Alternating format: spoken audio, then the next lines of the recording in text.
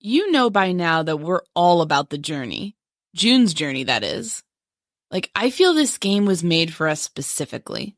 It's the closest I've come to feeling like I've been dropped in the middle of a mystery novel set in the 1920s. That's because you get to play as June, a globe-trotting flapper/amateur sleuth who lives to solve mysteries. You get to visit all sorts of fascinating places, from Paris to Cuba. You beat levels by identifying hidden objects in the scene. And we found that the more we play, the sharper our observational skills become. The game is delightful, and a wonderful way to relax. I'll often pull my phone out and play it when I've got a free moment, like I'm on hold with an archive, or I'm waiting for a courthouse to open up in the morning. I'm currently on Chapter 16, meaning I'm searching for the son of June's housekeeper, who's on the run from New Orleans gamblers and the police. It's a wild time. We know our audience is filled with folks who love a good mystery. Now is your chance to try your hand at being a sleuth yourself. Discover your inner detective when you download June's Journey for free today on iOS and Android. Content warning. This episode contains discussion of murder. Michael Koryta has led a fascinating life, something straight out of a crime novel. Growing up in Bloomington, Indiana, Koryta, while still a high school student, went to work for a private investigator. He would go on to work in that space for years, getting to know the ins and outs of crime and investigation. In one case, he even helped gather information that led to a woman getting exonerated for the murder of her son. Koryta then became a journalist. He regularly covered crime stories. He even wrote about the Delphi murders for Indianapolis Monthly magazine. But he is best known for his fiction. His suspense novels have won praise from a murderer's row of writers, including Michael Connelly, Lee Child, James Patterson, and Dennis Lehane. Koryta's newest book, An Honest Man, tells the story of Israel Pike. As the book opens, Israel discovers a boat full of dead bodies, and he immediately becomes a suspect in the murders. As the story unfolds, we also meet 12-year-old Lyman Rankin, who might hold the key to unlocking the whole mystery. Stephen King calls An Honest Man Koryta's best book yet. We were excited to get a chance recently to chat with Michael about An Honest Man and his very interesting life story, including his investigative career, his thoughts on some infamous Indiana crimes, and more. My name is Anya Kane. I'm a journalist. And I'm Kevin Greenlee. I'm an attorney.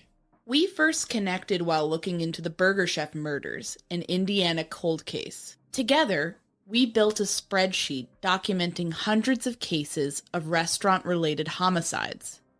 That original spreadsheet gave way to our podcast, the Murdersheet. Now we maintain that same research-centric, investigative approach as we look into all sorts of homicides, including unsolved cases, historical crimes, and, of course, restaurant murders. We don't just chat about the headlines. Our podcast is a platform for our journalism.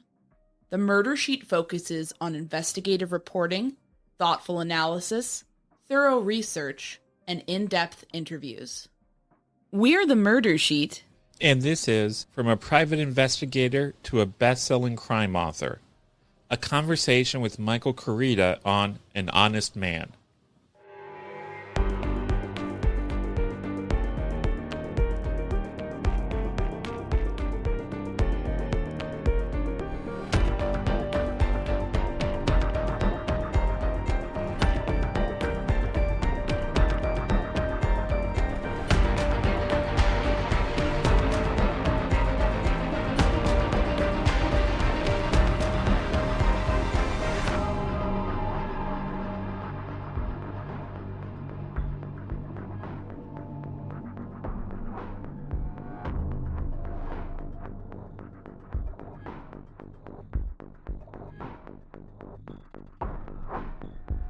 Tell us a bit about the inspiration behind An Honest Man.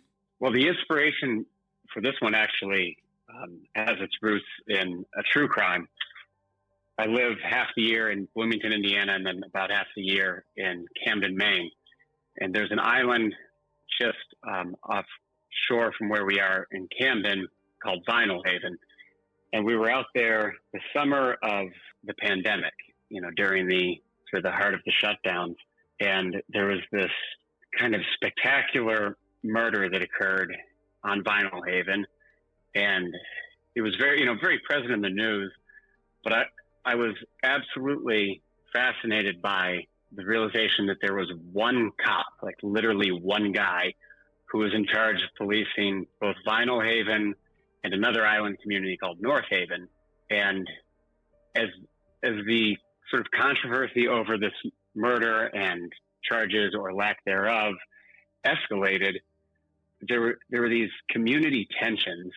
A guy who had been accused and then came back to the island, and he was met by I want to say it was 3 dozen locals, where the ferry landed, and it was this very tense scene. And they were sort of running him off the island, and then they got sick of the cop too. And the way his position was funded, I believe still is, although it's a different officer now. It was a split salary between Knox County, the sheriff's office, and Vinyl Haven Island community. And they actually voted to pull their funding because they didn't like the way he was policing. And as a novelist, I'm looking at all that thinking, oh, wow, I could really do something with this. I'd never heard of anything quite like it before. So, well, none of that made it to the book in terms of the origin story. It is that component of the island community and one officer, one deputy with sort of outsized importance that carried along through the fiction. Yeah, absolutely. It sounds like you maybe that didn't reach the book, but you definitely lived a lot of the circumstances that are described in the book in terms of seeing these community dynamics play out. Absolutely. I have roots in journalism, and I was a private investigator, so I'm very much a sort of boots on the ground guy with research. I really like to experience, the places I'm writing about and sort of touch that world as much as possible. While I was working on this book, on An Honest Man, we went out there a couple times, went out on the 4th of July. That was particularly interesting because they shut down the entire town so the town can throw a parade for itself. And I mean, every business closes because everybody is participating in this parade. But because it's such a small little community, it doesn't really take long. And then they all kind of, separate and reopen. And so my wife and I ended up, there's a little bar called, I think it's called the Sandbar or Sandollar. I want to say it's the Sandbar. But we were hanging out in there, and I think one of the individuals involved in that crime had actually rented a room up above it. And it was just, a nice, again, I'm not trying to do their story. I'm not trying to take it, but finding those layers of texture to the community and the policing, and imagining the way a fictional character has to sort of penetrate through that world and those obstacles that ultimately feeds the novel. Absolutely. And we're going to be asking you about your experience as a PI and a journalist in a little bit, but first, to focus on An Honest Man, one thing that's very clear in the book is just this sense of claustrophobia, because the book deals with some pretty shocking crimes that the characters cannot escape, because there is this island community. It is so small. Everybody knows everybody, and everybody is isolated from everywhere else, essentially. And that certainly comes through. And I guess just in terms of you getting into that headspace, you described some of that process. Were there any other bits of field research that went into this that you sort of reported out yourself? We know that you're very meticulous about that and really getting immersed in some of these, different activities or different settings that you describe in your books, and anything else that kind of went into this one. Sure. I think you put your finger right on it, actually, when you talk about claustrophobia, because that's one of the elements of the experience in these smaller, isolated communities that I find so fascinating. Mainers use the term "from away" to describe literally anyone who has not been born and raised in the place. And it doesn't matter if you're a year-round resident. That doesn't necessarily, it's not like you qualify. I always joke that it feels very much like the mafia to me. And my wife is like a fourth or fifth generation Mainer. She was born in southern Maine. And so I always kind of joke that I'm like spoken for, like she's a made guy. And so I have a little bit of acceptance there, but no one is talking to me in the same way. And it's very different from anything I've experienced. Like I spent a lot of time in Montana, and that part of the world is also, it's remote, it's isolated, and you have the seasonal business and turnover, but it doesn't have the same feeling, in my opinion, that the Maine coast does. And having spent a decent amount of time up there in the winter, you particularly feel that sense of the sun goes down before 4 p.m. Like it gets dark early, and it's cold and it's hard, and it does feel very insular.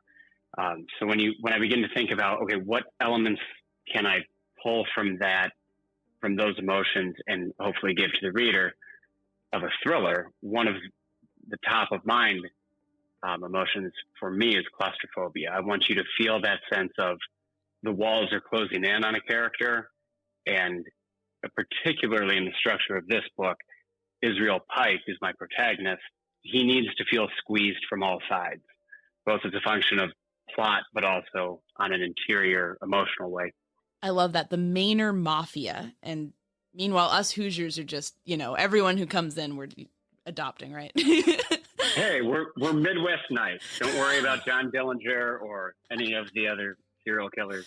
No. Just a very, very Midwest nice, aka passive aggressive. No, I'm just kidding. I love Indiana. I'm from New York originally, so this is my adopted state. But the claustrophobia really comes through, and the sense of having a community being a bit of a double-edged sword. On the one hand, when you're on a remote island, you're literally relying on these other people for everything, but you also can't escape them if you become well known for, say, something really horrible or doing a crime or whatnot. So there's that kind of, you need other people, but you can't escape them quite literally. There's a phrase that makes the book that is not a fictional creation at all, but something that, people will say in a literal way, which is the phrase island justice, where it's this notion of, hey, we don't need more than that one deputy because we kind of take care of our own thing here, which is, it's a very intriguing idea just because of what you brought up. There's a sense of relying on your neighbors, which is very warm, positive, and, has like this great Norman Rockwell vibe to it. But then there's also a sense of, hey, if your neighbors are unhappy, good luck. I was curious. I was reading some other interviews with you, and you mentioned that, at least in some of your other books, you would listen to specific songs or music and even have a playlist for your novels while you were writing them. And I just wondered, did you have a playlist for An Honest Man? Yes. Yeah, I do that for every book. It helps me come back to the narrative. I think it aids the re-entry, particularly from character to character. So I'm trying to think now, I'm so deep into the current book that I'm trying to, I was listening to the soundtrack from the movie Dunkirk a lot. That one was pretty big.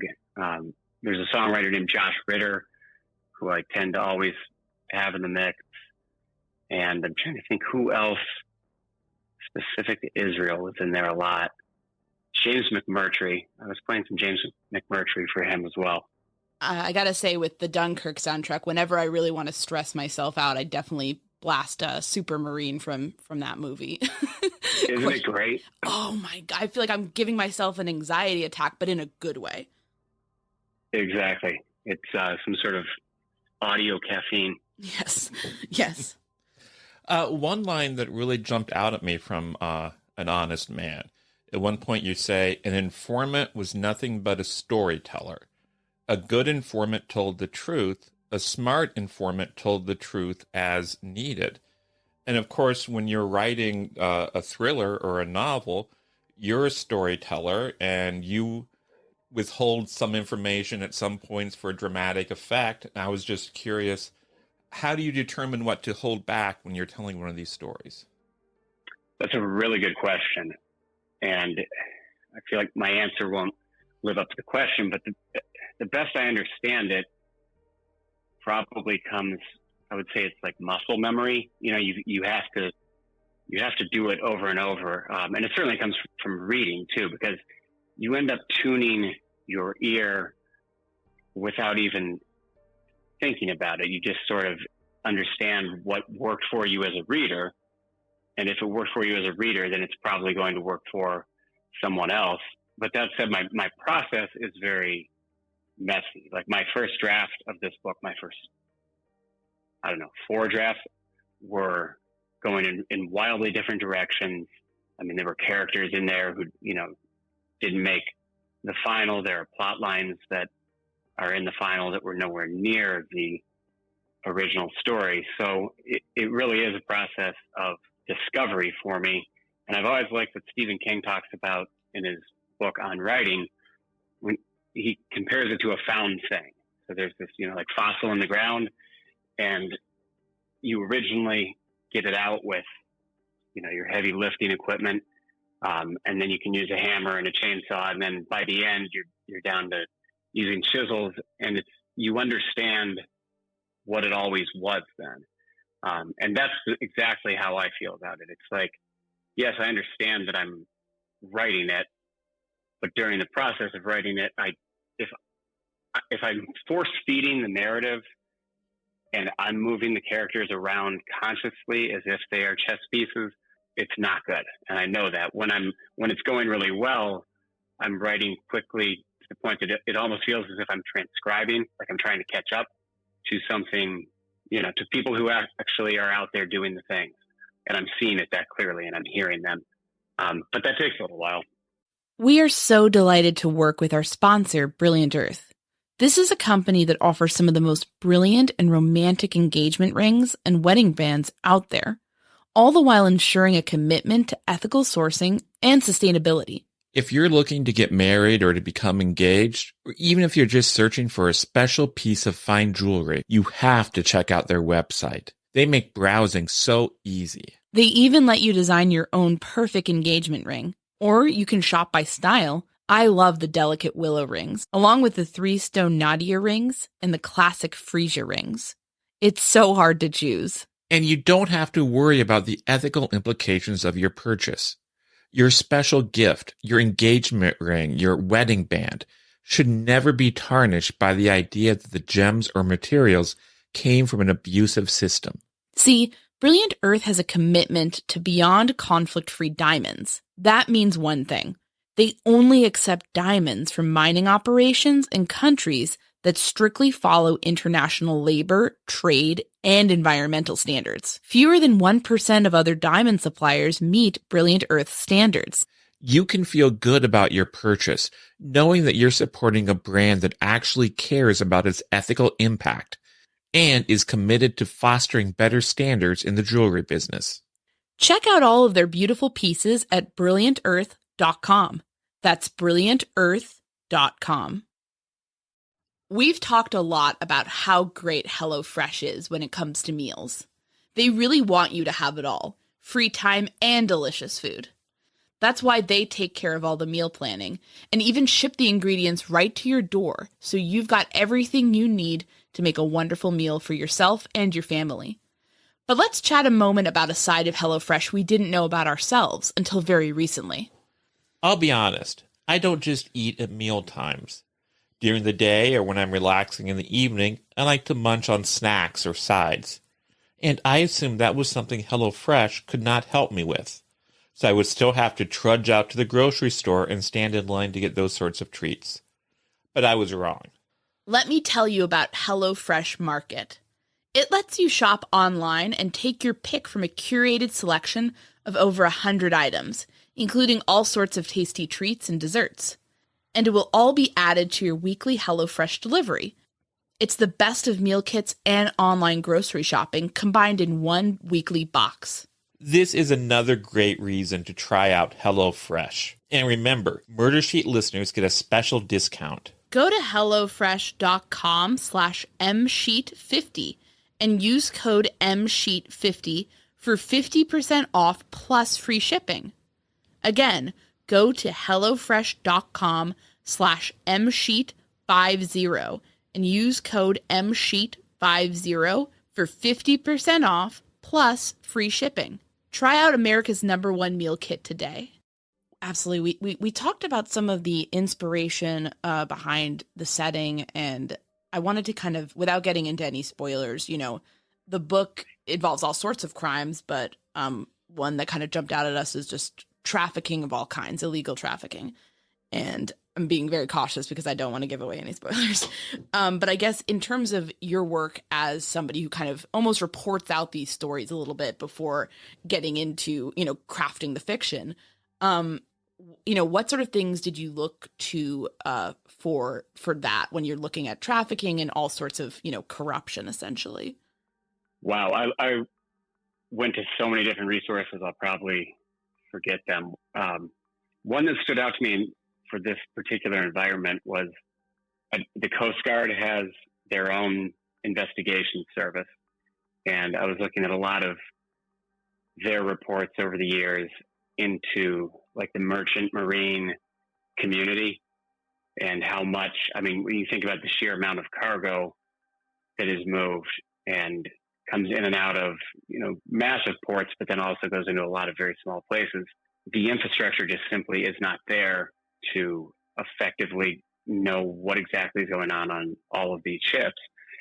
And that was something I hadn't really thought about before. It's one of those things that makes immediate sense when you hear it, but I don't think I would have gotten there without doing the research and reading to find those reports. But honestly, I don't remember what led me there. I always kind of go down the rabbit hole of research. I'll start here and just follow it as far as I can. So covered a lot of territory. Not to use too many aquatic metaphors, but you go where the tide takes you. Exactly. That's the fun of it to me. Yeah. I'd like to read another passage that jumped out at me. You write, "The public is less interested in real justice than in the clean, self-righteous satisfaction of immediate blame. They didn't want the truth. The truth was complicated, messy, required something of them, maybe even an admission of their own fallibility. All the questioning and the listening and the thinking, so exhausting. Who had the time? They just needed someone to hang." And I'm curious, as a storyteller, both in fiction and as a journalist, what can you do to try to get people to care about real justice, even if it takes some effort from them? I think it is very difficult right now. And I think we are seeing the price of that across the country in so many ways. Information moves so quickly now. I don't feel particularly old. I'm 40. And yet my memories of working in the newspaper industry feel so antiquated. It's like it came out of the, black and white movie era of a newsroom. At the time I was in the journalism profession, it was a daily paper. We had probably 50 people in the newsroom. And now that place is a ghost ship. I think they have maybe 5 reporters and 1 photographer to cover a good-sized community. And that's happened so quickly. So, there are the challenges of resources in traditional journalism, and you're competing with the speed of light of social media. And people are, so I'm actually very grateful that you read that passage, because I think on a thematic level, you hit the core of the book, which is that question of how quick we all are to form judgments on something based on very little information. And are we questioning the source of that information? Let alone are we, looking for other sources? And what is the price of that? We do not like to admit that we were wrong. That's human nature. We want to be right. A lot of people do not love to question themselves. And so when we're living in a moment of snap judgments and doubling down and rapid fire response, I think it's really a very perilous time for the sense of real justice. And when I say real justice, I'm not necessarily talking about what occurs in a courtroom. That is a concern of its own, but there are other ways of enforcing justice too. And we clearly have demonstrated that a lot of us like to participate in that actively.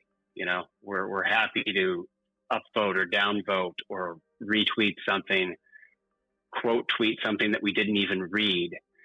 And we do it with this sort of like immediate length pace, self-righteousness and vindication and often anger. And I look at that. And when I say I look at that, it's not as if I'm talking about other people. I'm talking about myself as well. And I think it's important to say, how much time did you actually put into understanding this issue before you commented with confidence, let alone anger or judgment?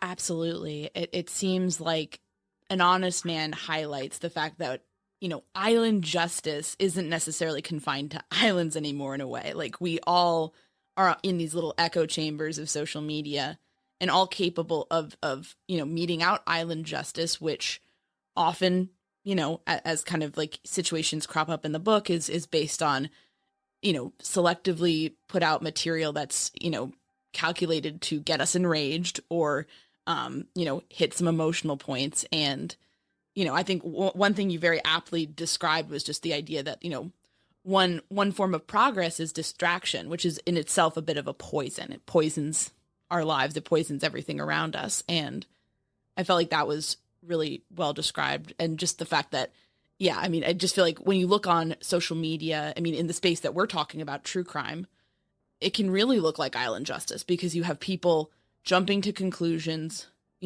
forming mobs about stories that have not really been reported out yet. And it seems just very problematic. Oh my goodness. Yes. I think you guys might have covered this already, but the story in Delphi, Indiana, the murders that occurred up there and the rush there has been some good from it. And the police have even spoken about this. They thanked podcasters and the media for keeping the story top of mind. But there also has been some real cost for real people coming out of that moment. And again, I think of this, that's our instinct to say, we can look at something and immediately, there's a moment in the book, and I'm about to spoil my own book here, but people in the community make a judgment call on Israel based on something that is revealed about him and his activities. And they are objectively not wrong. That what he is doing is strange and even concerning, but they don't yet understand why he is really doing it. And thus they don't really understand, him as a person. And I think that was what I was trying to do there, is create a nice little, symbolic stand-in for the way we can respond to a lot of moments, which is we want to help. Not as if the delivery of what we've taken to calling in this conversation island justice is some sort of vigilante instinct that's about being cruel or harmful or burning things down. It's rooted in, most of the time, for most of the people, a sincere, authentic emotion, a desire to help. But if you jump in to help without being properly informed, you can do a lot of damage. Absolutely. And then just kind of a craft question based on the sort of theme of distraction and getting distracted. How do you, as a writer, you're kind of pulling in this different field research, these different inspirations, doing kind of different versions of the story. How do you ensure that you don't get distracted and you kind of keep your eye on getting the novel written? Single most crucial element of that for me is making the phone disappear and making Wi-Fi disappear. So when I'm actually writing, like the phone's off, I have, in Bloomington, I just disconnect the Wi-Fi in my office. In Maine, I actually ended up renting an office in this like serial killer kind of looking room in the basement of a law firm with like one tiny little window, like if you were a hostage, you would look up there and see that one beam of light that's at ground level outside. And to just make it even more psychotic, I have like a box that I put up in that window to completely block the light out. And I have no internet there. I just, I work on the computer in the dark, and then I'll use my phone as a hotspot at the end of the writing session to send the document myself so it's backed up. And I started that just because I was in kind of a tough place on a rewrite, actually for this book, for An Honest Man. And I needed to find a way to tunnel in and, eliminate all distractions. And I didn't think I'd keep the place long. I thought it would be like a maybe 2-month rental. But it went so well, I kept it. And it's admittedly strange that when I'm thinking about heading back up to Maine now, because we're only a few weeks away from doing that, I'm looking forward to returning to this like basically empty, room in a basement. Because now for me, it's been a very productive place. Absolutely. That's amazing. But I mean, I'm sure it sets the ambiance nicely for writing a thriller or mystery, something of that nature. Yeah, it's probably a little bit, too on the nose. But one thing I have learned the hard way over the years is separation between the working space and the living space is really important to me. Probably more important to my wife in some ways than to me, because it's so easy to, if you're working in the same space, it's so easy to let the bad days kind of like bleed in. If you're frustrated with the book and you can't close the door and walk away from it, then it just feels it's omnipresent, and that's tough to shake. One thing that I noticed about An Honest Man is it sort of had a bit of a sort of a Ross McDonald thing going on with sort of what we hand on to the next generation, and like the kids are not okay because we made them that way, essentially. People almost dealing with the sins of the past. And I'm curious, can you tell us a bit more about how that sort of theme became fleshed out for you, and how you wanted to tackle that? Yeah, that's a very good question. Again, one of those things where I'm sort of using the island and the specific location in America as a microcosm of the macro, which is this conversation, often overheated debate about how we handle history. How do we reconcile with the past of a place? And you have people who are very proud of a legacy, and they want that legacy remembered and preserved, and they want the authenticity of their authenticity of the history of the place to be top of mind. And then you have some other people who say, like, no, it needs to go away because that history was terrible or problematic, and we need to just wipe away the markers of that. And I found that conversation really intellectually fascinating, because I think it's one of, like, to me, it's one of the rare moments where people can get all overheated and they're both actually making fair points, but they do not want to hear each other at all. And so when I think about the downstream of that, the kids who are, okay, what are they hearing? What are they learning? What do they know about the reality of the place in which they live? There are, I think, a couple different generations who are weighing in on that. And you have some people who want to cast the past in this very sort of romantic, nostalgic light, and then other people who want to cast it in only the most grim history. And then there's sort of like a third leg of the stool, which would say, it's better if we just don't talk about it at all. Let's just move ahead here. And so it's out of that sort of friction and tension that I think I had the opportunity to do something really interesting on the micro level with these characters and a fictional place, and the way a lot of different people feel about that island. You have characters who love it, characters who hate it, characters who just want to treat it as this temporary means to the next profit, the next end. One thing that also jumped out at me was in the acknowledgments, you briefly mentioned the writer Frank Norris. And he's someone I always associate with writing stories about people who are, to an extent, helpless because they're powerless. They're in the thrall of things and drives larger than they can control. And I was just curious, did Norris influence you? Absolutely, yes. Particularly with Lyman. So Lyman Rankin in the book is a kid who has a really terrible life, and he always has. He has terrible circumstances, but they are not circumstances of his choosing. And I love Lyman. He's one of my favorite characters I've ever written, and he was one of the most difficult because I wanted to shy away, to turn away from some of the realities of his situation. But I think it's the novelist's job, if you're going, to deal with this, not to flinch. So if you're going to write about a kid who's in a terrible situation and his father is abusive and, he's tied into the crime in this community and he keeps getting, they move from home to home and nothing is really home. Nothing ever feels safe. His mother is an absent figure. If you're going to put him on the page as a point of view character, then you owe it to the kid. And I realize I'm talking about him like he's real, but he's supposed to be, right? So you owe it to him to look at those circumstances honestly. And otherwise he just becomes like the worst kind of prop. I can't stand books where a child in jeopardy or a woman in jeopardy is used as just a plot device to sort of build this false tension and move things along. And Frank Norris was, one of the original don't flinch, don't look away kind of writers. I mean, he's a novelist, yes, but also a journalist.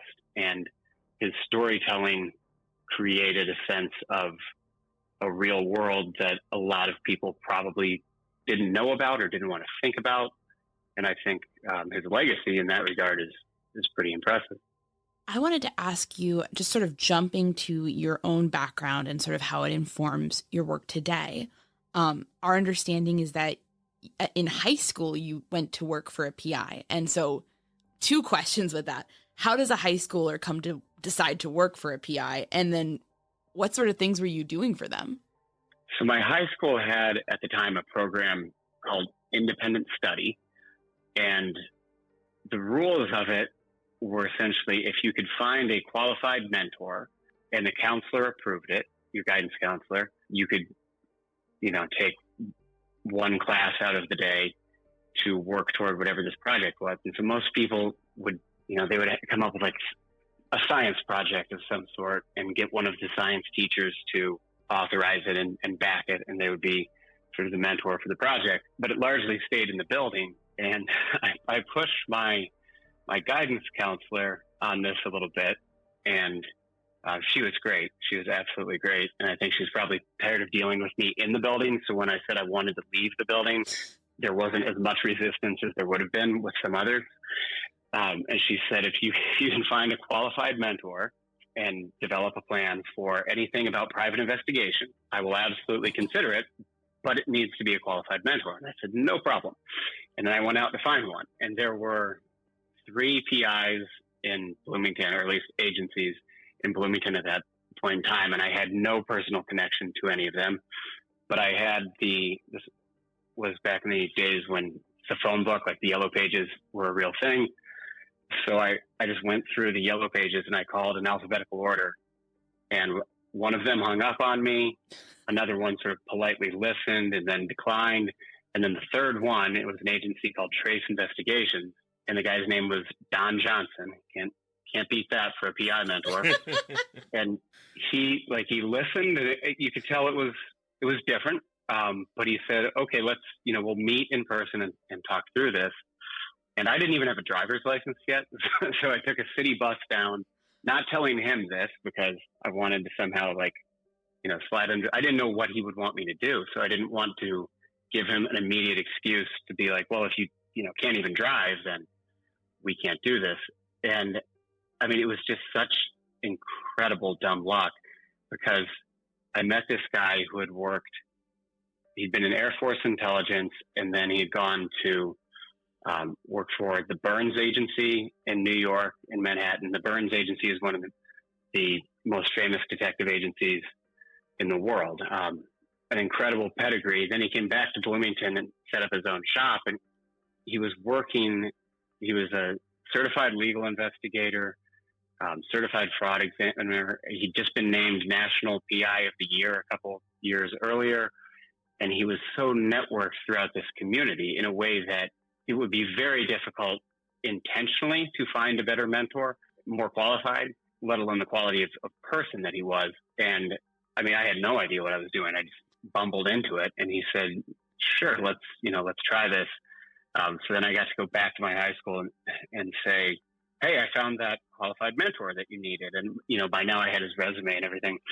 And I think the guidance counselor was a little stunned, but to her credit, she backed her own play and said, okay, we'll go with this.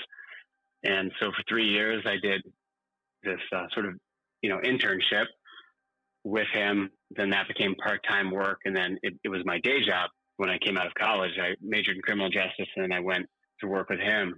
Going back to your question, what were you doing like in the early days? It was so much fun. He would pull up old cases that he had worked on, and he would tell me to like find out everything that I could from a public records standpoint. And to me, this was fresh stuff. So he would give me, like what he had been given at the start, and explain, everything from the files, the criminal files you would find at the clerk's office, to divorce records, real estate transactions, the auditor's office, what you can actually learn from a tax bill and tracking people as they move. And then he would have me work through this. And from my point of view, it was like a brand new case because I didn't know where it would lead. And then I'd bring my stuff back, and he would kind of say like, okay, here's what you missed. You should try this, try that. And when I think back on it now with a little bit of distance, it was such amazing training as a writer, as a novelist, because it goes back to what I was talking about with the story being something that was already there and your job is to find it. That's the entire experience of what I'm describing here, where there was a story, it had already been written, it was his finished case file, but to me it was brand new. And so I had to sort of like track it down. And he gave me, once I finally could drive, he would give me little assignments like working on surveillance, different types of surveillance approaches. And I would go, it sounds incredibly creepy, but I would go to the mall or wherever he sent me and like start following someone, which I'm sure sounds very, very awful now, but it was honing the skill, right? Yeah, that's what you got to do. That's what you have to do. So when he actually put me on, a case as a paid employee for the first time, he then felt like despite my age, he could say, no, he knows what he's doing. We've been through it. So as bizarre as it sounds, it's also like, how do you train a PI other than to have them do those things? That is just like, I think, wow. I can tell you my high school self would have been jealous of your high school self doing that. That is so cool. It was without question the highlight of my high school experience. And it was so much fun because I think the other element there, how when you're in high school, you do not feel like a kid at all. Mm-hmm. You feel like an adult. You feel very sophisticated, and you're tired of people, the world at large, not viewing you that way. So to have an adult in a weird business give you any sort of real responsibility is there's a validation to that, but it doesn't feel like validation in the moment. It's just like, oh, I'm being recognized for being something other than a 16-year-old kid, a 17-year-old kid. And that experience was, I think, people ask me a lot about how I published so young. My first book came out when I was 20. A lot of it, there was a writing mentorship that came out of the newspaper that was crucial, but the PI work was huge too, because I felt, I guess, sort of older than my years. I felt like I had more experience. So it wasn't, when I started writing detective novels, I wasn't approaching it with a sense of feeling like a fraud. I had actually done the work. Right. You're not assuming, oh, here's what TV tells me detectives do. You actually did the work. Yeah, exactly. And there are elements of my first couple books where, even though I was very young, I have a better sense of the details of the profession than a lot of people writing in that world who only know it, just as you said, from books and film. I'm curious, what are some things that you learned firsthand that perhaps would surprise members of the public, people who are not familiar with that work, about working as a PI, or sort of misconceptions or myths or just things that look different to you once you were actually doing it? How important writing is, honestly. And that was something Don hit me with early. And I remember I think he might have been trying to, temper my expectations that it would be fun and exciting all the time. But, back then I don't think I wouldn't have told him right away that I had any interest in writing. So he wouldn't have known that was appealing to me. He might have been trying to dissuade me completely and just send me on my way. But I was very, I wanted to write. So the ability to communicate clearly with clients, with attorneys, with everybody is crucial. But the interviewing skill was also so important. And again, there's a writing lesson there. You need to, on a day-to-day basis as a PI, and unless you're working in a very specialized sector, you're talking to people from every different walk of life. You're talking to a surgeon at 10 a.m., you're talking to an attorney at 11, and then at 1 o'clock, you are in a really bad neighborhood or out in the remote hills talking to someone who didn't graduate from high school. And you need to be able to put them all at ease to get what you need. And that requires sort of speaking different languages. It's a chameleon kind of day.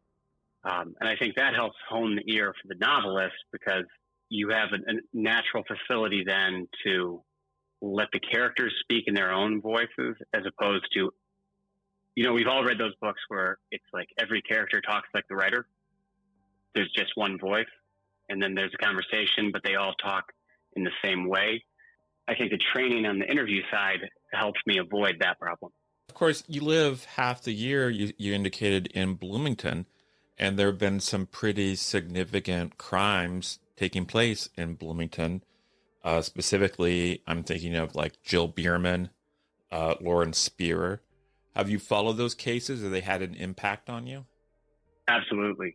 Jill in particular. So when Jill disappeared, she was, just a couple years older than me. There was a lot of overlap. She went to the other high school. I was at North. She was at South, but it's a small town. So, there's a ton of overlap. But her bike, so this is, try to provide a little context for those who don't know who are listening. Yeah, go ahead. Jill Bierman was 19 years old when she disappeared in Bloomington, and she went out on a bike ride on it's just beautiful, bucolic day. And then she didn't show up at a lunch with her father and grandfather, and she missed work. And the police were involved quickly, and they found her bicycle, which it was just dumped on the side of the road. Where they found it was very near my childhood home. It was a road that I would go out and run on in the evenings. So that one was in my backyard, literally. And then on an emotional level, she was basically my older sister's age. And again, we, lots of shared friends, shared acquaintances. So it was very resonant and uniquely haunting. It was like the one thing everyone was talking about, not just those of us who were in her peer group, but I mean, the whole town. It was such a dominant story because it sounds so cliche. It is, but this sort of thing did not happen in our town. And also, there was a moment I was with my family, and we saw in the immediate days afterwards, we saw her father standing by himself looking at a creek not too far from where her bike had been found.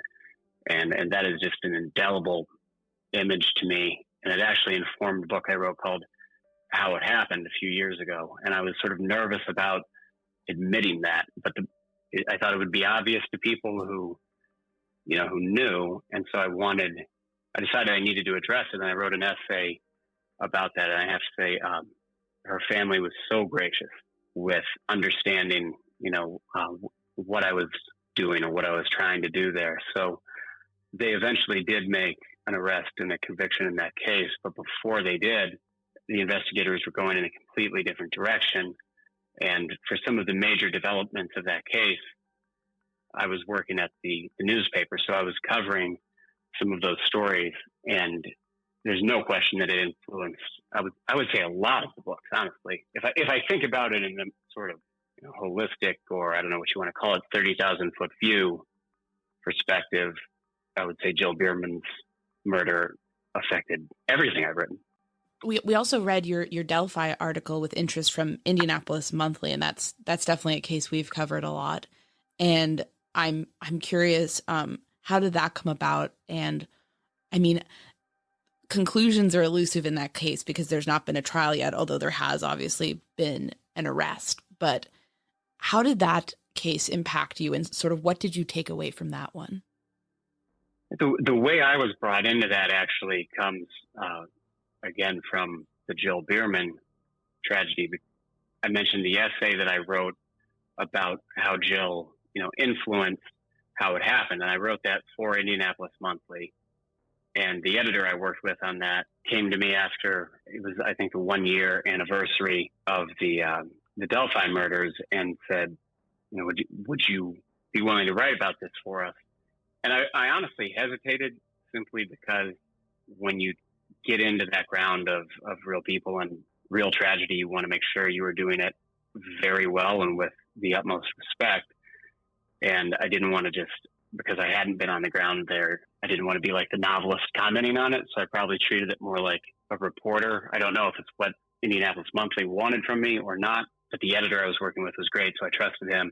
And I think what really stands out to me from that experience was her sister, Liberty Gurman's sister, Kelsey, was then, I think, freshman at Ball State. She was freshman or sophomore, but she was so composed, and she had taken on such an outsized role in representing the family. And, she had to deal with the constant storm that we were talking about earlier of people out there who want to be, quote, helpful, but boy, I can't imagine holding up to all of that attention and all of that scrutiny and all of those requests and dealing with the emotions of that tragedy. And I thought she was pretty incredible.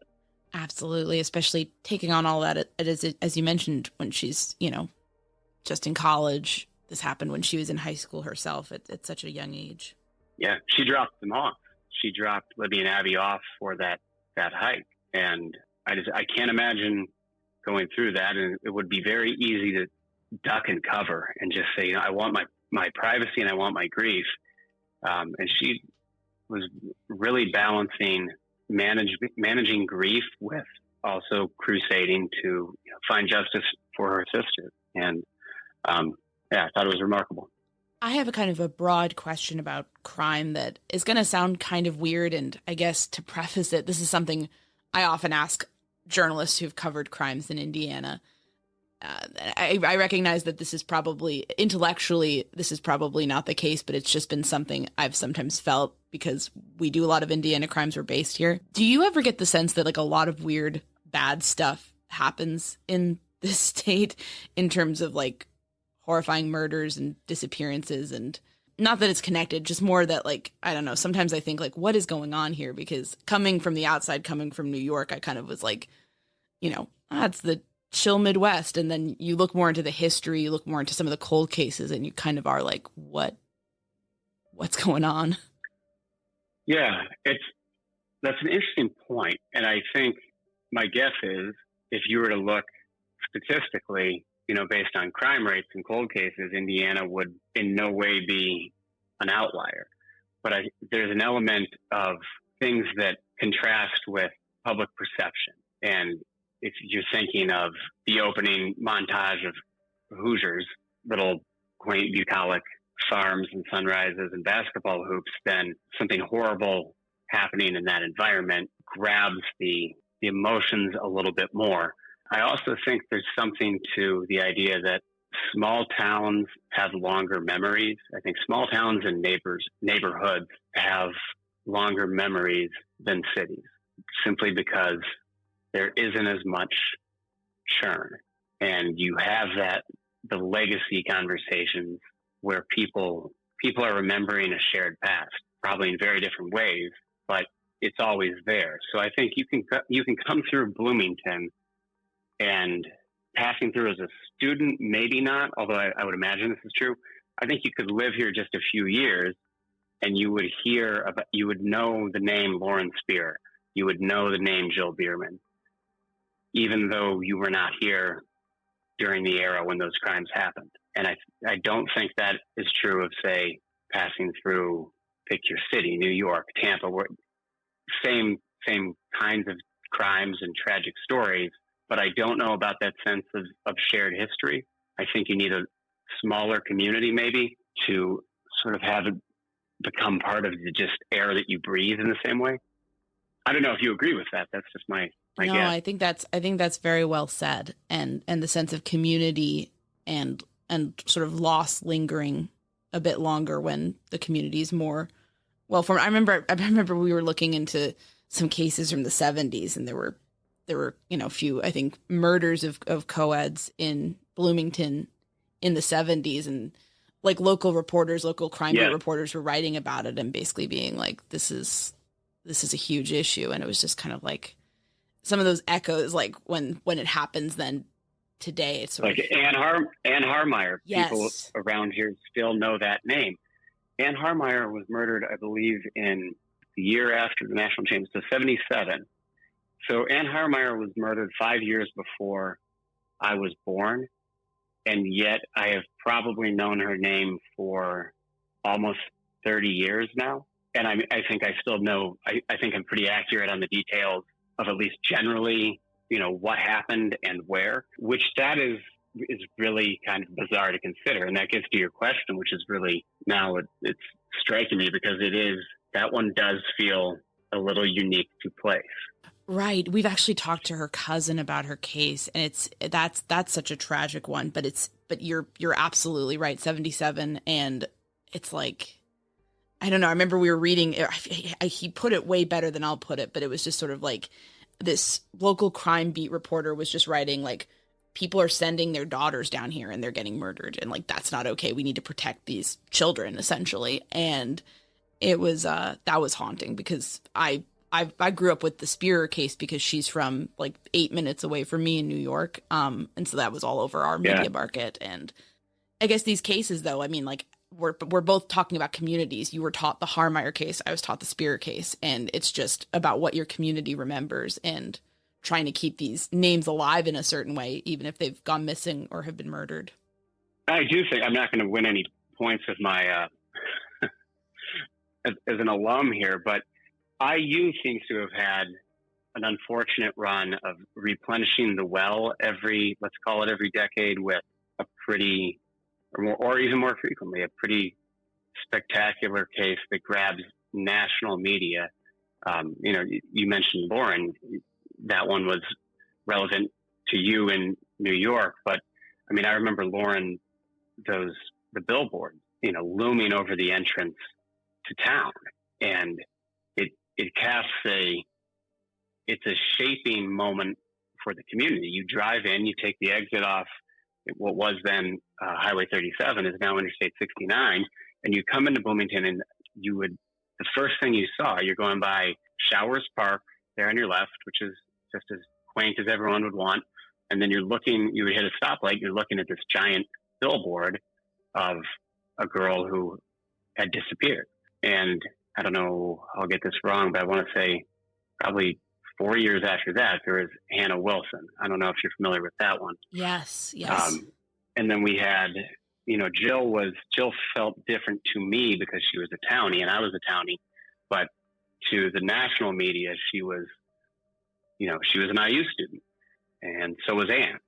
So there is an unfortunate replenishing of the well there. And, maybe that is true if I had a connection to Ann Arbor, would I be able to come up with the same names? Possibly. I'm not sure. And unfortunately, in so many of those cases, there are no answers. But we were sort of reading some of your past interviews in your bio, and we saw that you've actually been involved in a case where you were able to help find answers. I'm speaking of your work as a PI doing surveillance that ended up having an impact on a death row case. And we were wondering if you could tell us more about that story. That one's tough. Simply because of the confidentiality agreements of it, but I can say that it was a mother who was accused of murdering her son, and we were involved in doing a lot of witness interviews, follow-up interviews, talking to people who had not been talked to, and kind of, all of the things that you would think, picking apart the prosecution and the police work and looking at what was there that maybe was ignored and shouldn't have been. So it was vetting, alternate theories, and then just making sure that what made the transcripts was actually what was said, if that makes sense. Mm-hmm. And in some cases, there's a gap there. And it was very, I don't want to overstate my role in it, but it was certainly fascinating work.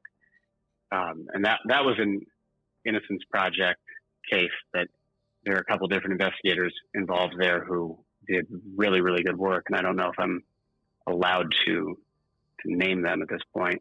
But I can say, generally speaking, there was a PI from Chicago named Paul Ciolino, and he was my memory is that he was instrumental in even the creation of the Innocence Project. But Paul was an interesting guy to work with, and I sent him several interviews during the stretch when I was in that sort of internship phase, and he stands out in my mind, my memory, as someone who was really good about not taking me seriously, but taking that opportunity seriously to be helpful, to inform, and then also to sort of build, the sense of here's what PI work really is, and here's why we need, good people in it.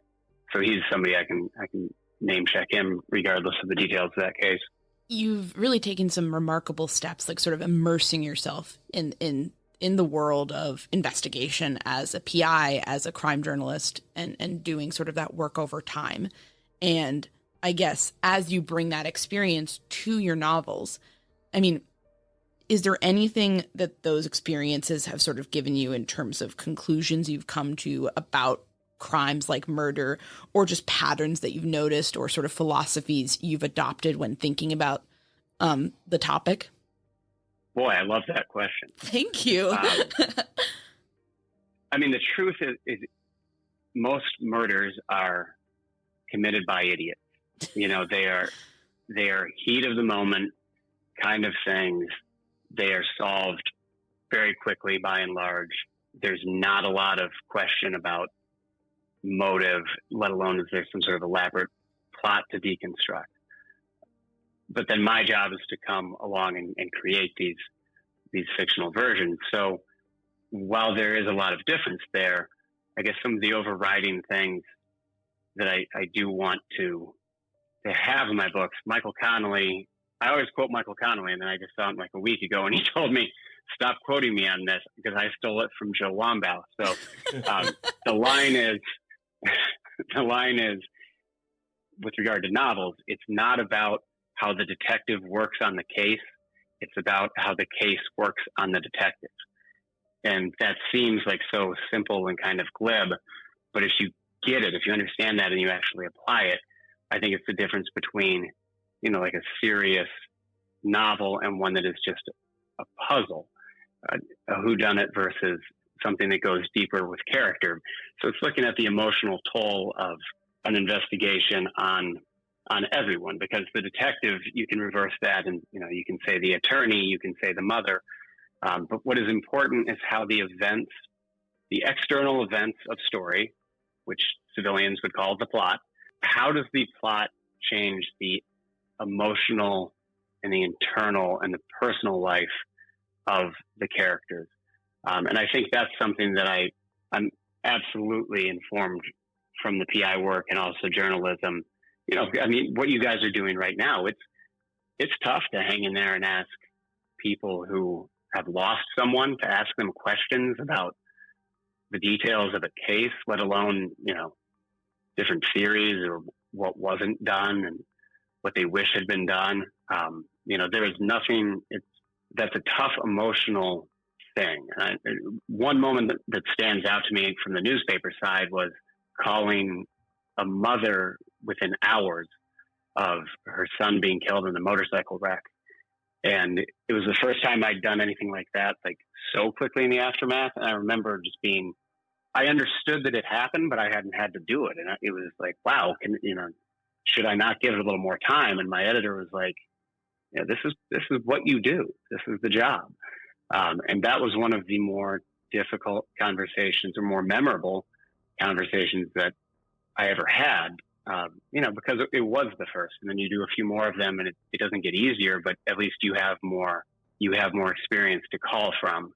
You build a little bit of that, muscle memory because you've been there before. So I think the first one stands out. But one of the things that I took from that kind of work was, boy, you need to honor the emotional authenticity of the moment and the person.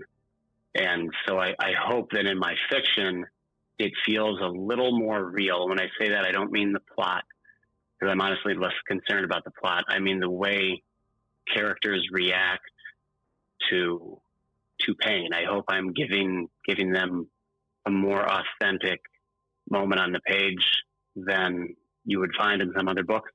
An Honest Man, in a way, is fundamentally about generations growing corrupt and leaving the world worse off for their children, and those children's dealing with the ramifications of that. In a world with so much evil and crime and corruption of all kinds, how can we help the next generation do better in combating all of that? Wow, I love that question. And I would say it's finding a way to slow down the flow of information and the swing to judgment. It's what we were talking about earlier. And I can't imagine growing up being bombarded by so much so fast. Because you already feel, when you're a kid, everything is new, everything is fast. And now the speed of that has just gone up exponentially, and it will continue to. So I think it's probably very important to come up with something that helps slow down the mind and the processing, by which I mean the judgment.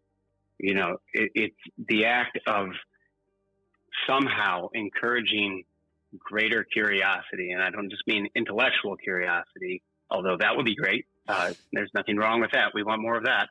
But I also mean emotional curiosity. So an emotional curiosity, I realize that's a term that I just threw that out. I should say empathy, right? It's largely the same thing. But I think empathy comes from asking questions. It's certainly enhanced by asking questions.